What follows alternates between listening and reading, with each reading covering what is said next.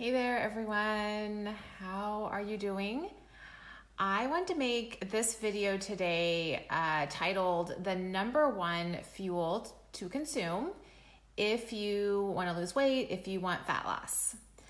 For those who don't know for those of you who don't know me, my name is Kelly, and I help women in their perimenopausal and menopausal years lose weight. And I particularly work with women who are struggling with the really stubborn weight loss resistance. And I help them break through that. I help them discover what's causing that weight loss resistance and help them get to their goal weight. Whatever that goal weight is, I will help you reach that weight. So, all right, the number one fuel to consume if you want to lose weight, if you want to lose body fat, is your own body fat. And I know that sounds kind of obvious, but I think it's something that we tend to focus on, and we kind of forget that that's really what needs to happen if you want to lose weight. And I think that we get so focused on the food plan. What should I eat? What shouldn't I eat?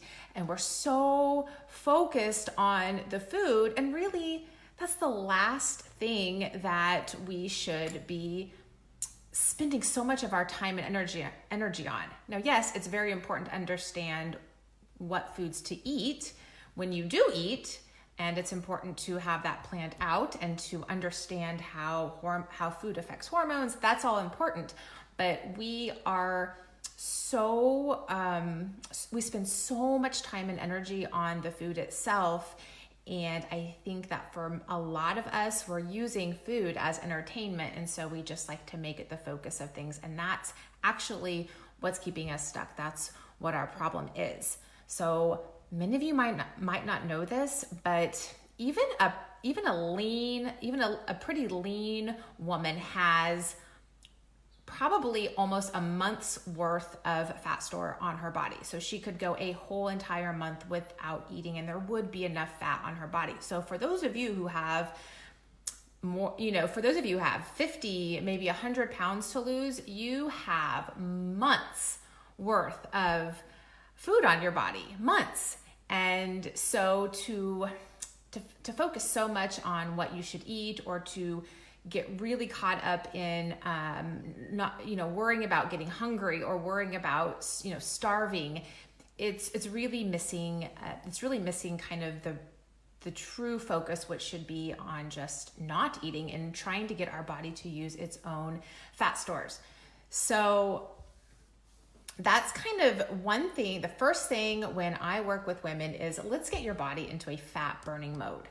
And that looks like a different plan for every woman, because depending on where you're at, you're going to have kind of a completely different protocol to get your body into a fat burning mode. So some women are, they're used to eating every few hours, and they really are hooked on sugar. And so to kind of get through that sugar withdrawal is kind of the first thing.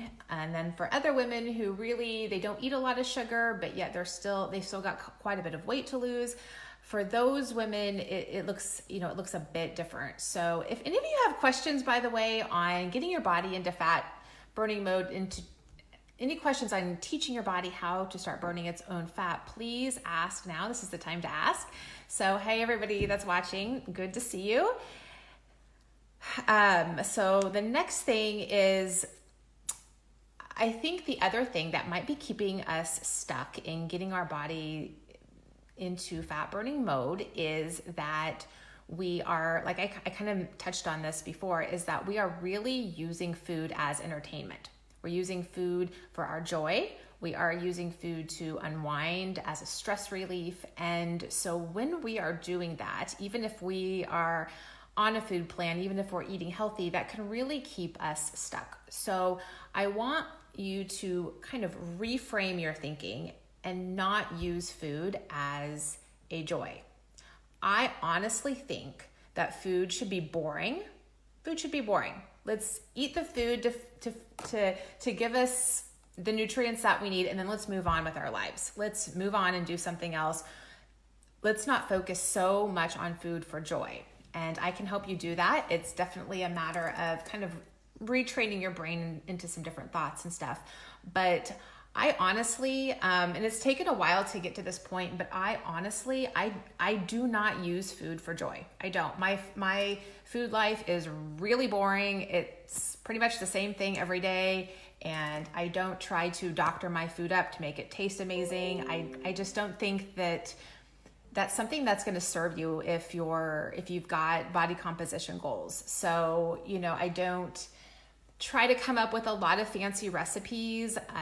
I don't think that works, because it really is focusing on trying to make food something joyful. And so that's another thing that I help when I work with women. I help them design a protocol that works for them, and we really don't focus on trying to make the food amazing. I think that is maybe one area that one reason that a lot of people fail in losing weight is that they're just trying to make the food they're so enjoyable, and it just isn't working.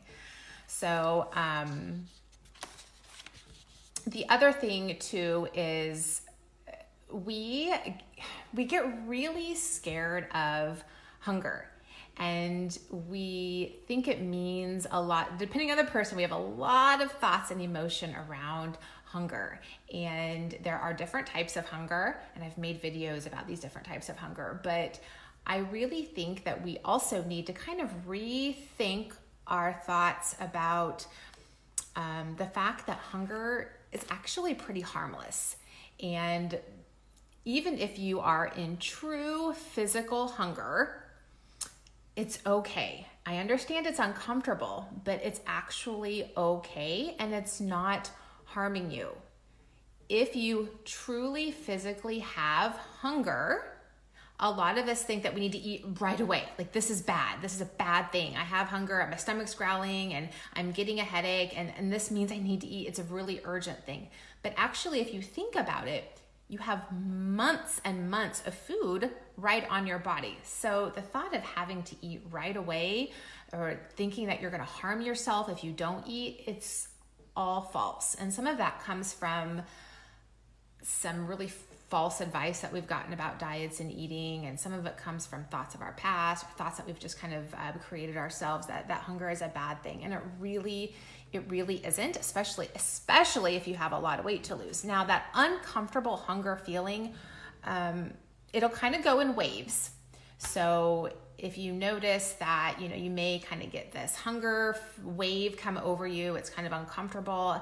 And sometimes if you just sit with that discomfort, drink a glass of water, you'll notice that the hunger kind of goes away. So that's one kind of hunger. Don't be afraid of it. Yes, I mean, if you have a meal planned for the day and it's time to eat that meal, fine, it's okay to go ahead and eat, but it's not something that's harming you.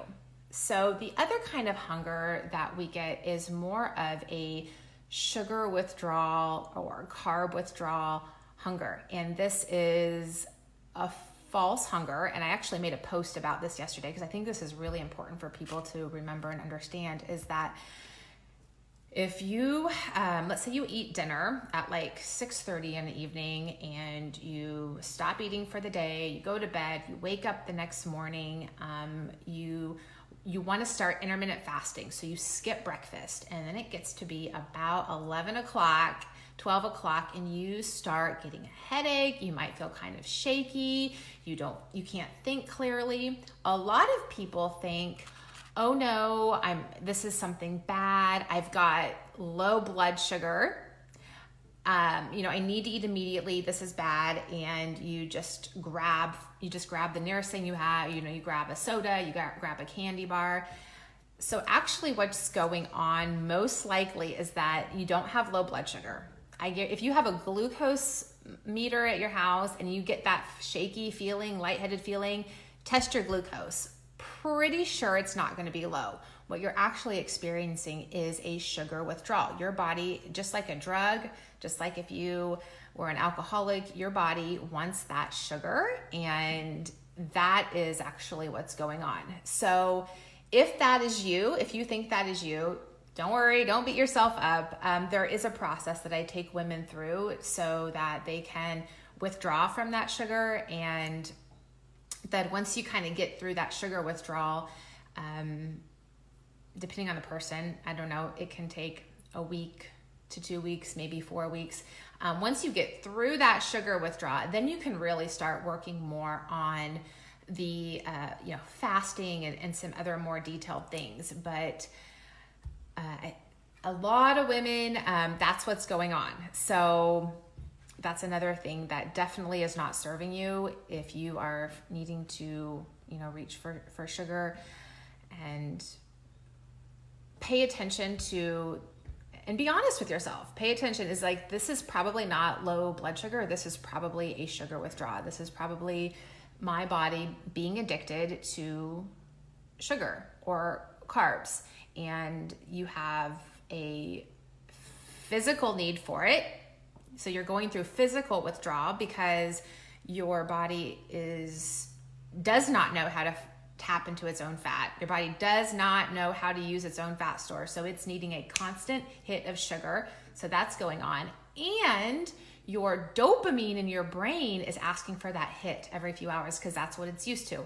Just like an alcoholic or just like a drug addict, they need their hit just to feel normal. And that's what's going on with you. You are needing your sugar hit just to feel normal. And it's something that our society has really accepted as normal and teaches us that this is all normal, and it's really not. It's really killing us. It's making us, as a society, it's making us obese and sick, and it's it's giving us a lot of problems. So something to think about.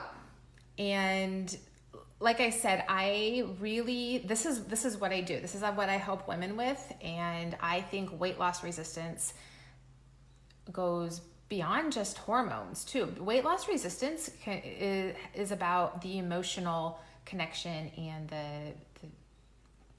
the physical dependence on food. Pushing through that is really important for weight loss too. So if any of you have questions, once again, please ask. This is a time to ask.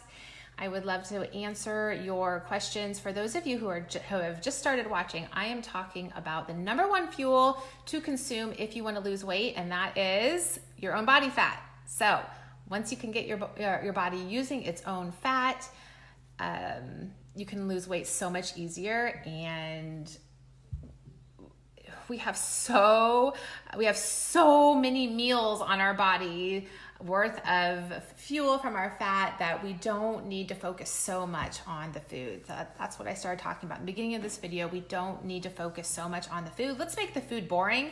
Let's eat when we need to eat, and then let's get on with life. So that's kind of my philosophy. So what else did I want to talk about? I think the last thing I kind of wanted to touch on is that food, when I ask, women that I work with, I ask them, they want to lose weight, they have this goal weight, and I ask them if they feel like their bodies or their dissatisfaction with their bodies, if it's rippling out into other areas of their lives. And a lot of women will tell me no. It doesn't affect their relationships with their husbands or with their kids, and it doesn't affect their, the way they perform at work or their relationships with their coworkers. And I think that might be another one of the problems, is that we are not recognizing that it actually is. And we kind of put this into a compartment by itself, that we want to lose weight, and we forget how it's really rippling out into the other areas of our lives. And so I think that if we are using food to kind of numb out, if we are using food to kind of buffer the feelings that we aren't feeling, we aren't really experiencing life. We're totally numbing out. And so if that is you, I think that what I want to challenge you to do is really see if this overeating or emotional eating, how it probably is rippling out into other areas of your life. Because if you are numbing out with food, trust me, that is affecting your relationships. It's keeping you from asking, why do you have the need to numb out?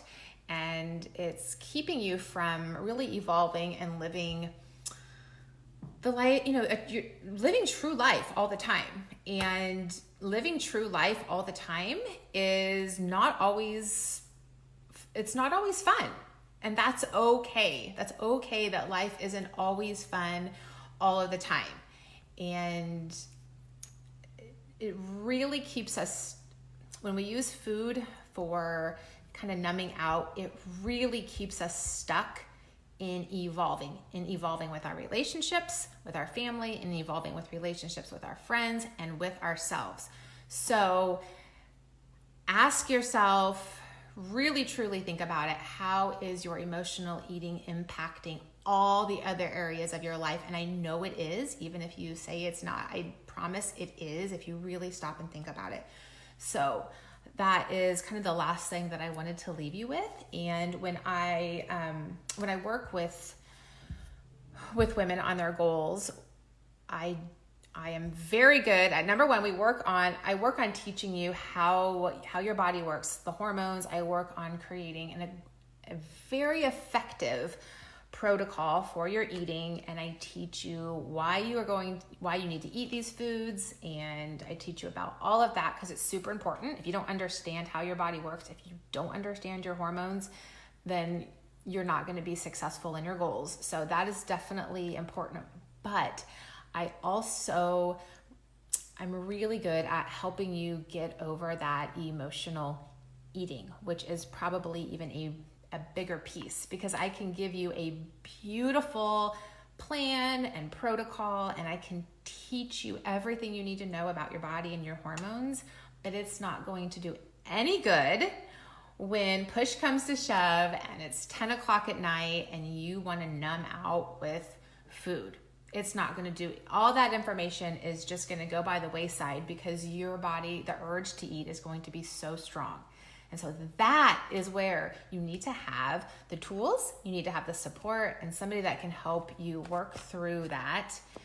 And if you can overcome those urges to overeat, to snack, that is where the magic happens, and you can actually start tapping into your own body fat, which is the key, which is what we want. So you cannot lose weight unless you teach your body how to use its own fat stores. So that is about all I had for today. If any of you have questions, please let me know. If you're interested in working with me, please reach out to me, and we can set up a call. If you have questions, please, you can message me privately in Facebook. You can email me. You can comment below with any questions that you might have. So thanks so much for listening. Happy Friday, and I hope everybody has a fun long weekend ahead, holiday weekend. So, all right, take care.